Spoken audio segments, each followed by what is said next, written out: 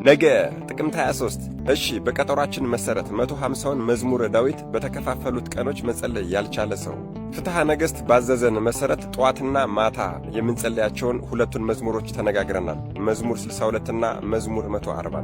በዛሬው ቪዲዮ ደግሞ 150ውን መዝሙረ ዳዊት በተከፋፈሉት ቀኖች መጸለይ ያልቻለ ሰው ሁለቱን መዝሙሮች መጸለይ ያልቻለ ሰው ቢያንስ በቀን በፍጹም ሳይጸለያት መዋል የሌለበት አንዲት ታላቅ ጸሎት አለች። አዎ አባቶቻችን በትውፊት እንዳስቀመጡልን እና እኛም ደግሞ አንዳንድ በአካል ያገኘናቸው አበው አባቶቻችን እንደነገሩን እግዚአብሔር እንደ ሰው አይደለም፣ የልብን ያውቃል። ነገር ግን 150ውን መዝሙረ ዳዊት መጸለይ ያልቻለ ሰው 150ኛዋን መዝሙረ ዳዊት ከጸለየ 150ውን መዝሙር እንደ ጸለየ ይቆጠርለታል ብለውናል። አዎ ይህንን የምናገረው እንድትሰንፉ አይደለም። እንደነገርኳችሁ መጸለይ ሳንችል ብንቀር አልመቻችልም ብሎ ጸሎት ሳናደርግ ብንቀር ቢያንስ 150ኛዋን መዝሙረ ዳዊት ልንጸልይና ልንዘምራት ይገባል ተብለናል። ታዲያ ይህች 150ኛዋ መዝሙረ ዳዊት ደግሞ 150 ፊደላት አሏት። አዎ እያንዳንዷን ፊደል ማለቴ ሆሄዎቹን ስትቆጥሯቸው 150 ይመጣሉ። ታዲያ ይህችን 150ኛዋን መዝሙረ ዳዊት የጸለየ ሰው 150ውን እንደ ጸለየ ይቆጠርለታል ብለውናል። ነገር ግን እንደነገርኳችሁ እግዚአብሔር እንደ ሰው ልጅ አይደለምና 150ውን መዝሙረ ዳዊት በተከፈሉት ቀኖች መጸለይ እየቻላችሁ እንዴ 150ውን ምን አለፋኝ ብላችሁ ይህችን ጸሎት ለመጸለይ የምታስቡ የማይዋሽ አምላክ ነው ያለን ብዬ እነግራችኋለሁ። እሺ 150ኛው መዝሙር ምን ይላል መሰላችሁ? አጭር ናት፣ ሙሉዋን ልበልላችሁ። ሰብህዎ ለእግዚአብሔር በቅዱሳኑ፣ ሰብህዎ በጽንዕ ኃይሉ፣ ሰብህዎ በክሂሎቱ፣ ሰብህዎ በከመ ብዝሃ እበዩ፣ ሰብህዎ በቃለ ቀርን፣ ሰብህዎ በመዝሙር ወበመሰንቆ፣ ሰብህዎ በከበሮ ወበትፍስይት፣ ሰብህዎ በአውታር ወበእንዚራ፣ ሰብህዎ በጸናጽል ዘሰናይ ቃሉ፣ ሰብህዎ በጸናጽል ወበይባቤ፣ ኩሉ ነፍስ ይሴብሖ ለእግዚአብሔር ይላል።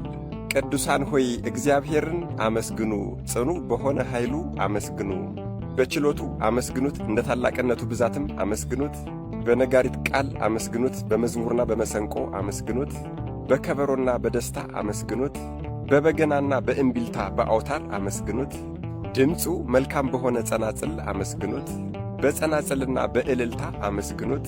በመጨረሻም ይገርማል በጣም ኩሉ ነፍስ ይሴብሖ ለእግዚአብሔር አለ። አዎ እስትንፋስ ያለው ሁሉ እግዚአብሔርን ያመሰግናል ማለት ነው። እንግዲህ ይህች 150ኛዋ መዝሙር ምስጋና 150ውን መዝሙረ ዳዊት መጸለይ ላልቻለ ሰው 150ውን ትተካልናለች ብለው ነግረውናል።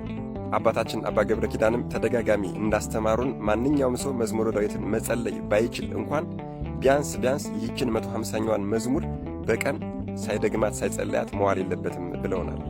ሌላው ነገ ጥቅምት 23 ልበ አምላክ ቅዱስ ዳዊት እንደሆነው ሁሉ ሊቀ ሰማዕታት ማር ቅዱስ ጊዮርጊስም ነው።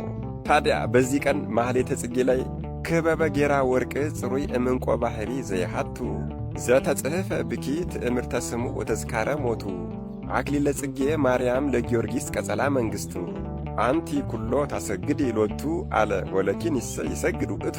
እጅግ በጣም ይገርማል እኮ። እመቤቴ ሆይ እንግዲህ ልብ አድርጉ። የሊቀ ሰማዕታት የቅዱስ ጊዮርጊስን የሞቱ መታሰቢያ የስሙ ምልክት የተጻፈብሽ ከሚያበራ የባሕሪ ዕንቁ የጠራሽ የራስ ወርቅ ክበብነሽ የአበባ ጉንጉን የተሳለብሽ የጊዮርጊስ የመንግሥቱ ዘውድ ማርያም ሆይ አንቺ ሁሉንም ታሰግጃለሽና እርሱ ሁሉንም ሰው እንዳላሰገደ ለአንቺ ግን ይሰግድልሻል አለ።